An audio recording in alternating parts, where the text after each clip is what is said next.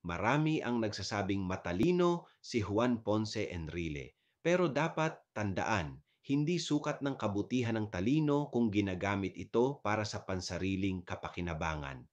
Nasangkot si Enrile sa PDAF scam, isa sa pinakamalaking nakawan sa kaban ng bayan, pera sanang para sa serbisyong pampubliko pero nauwi sa bulsa ng iilan.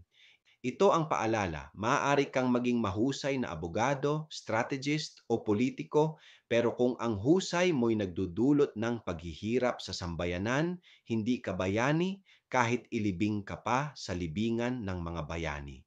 Mga kapatid, ang karangalan ay hindi hinahango sa talino, kundi sa kung paano mo minamahal at pinaglilingkuran ang bayan. Ako si Padre Jesse Galilea May Pusong Pinoy, kasama mo sa pananalig at pakikibakang panlipunan. Hanggang sa muli mga kapatid!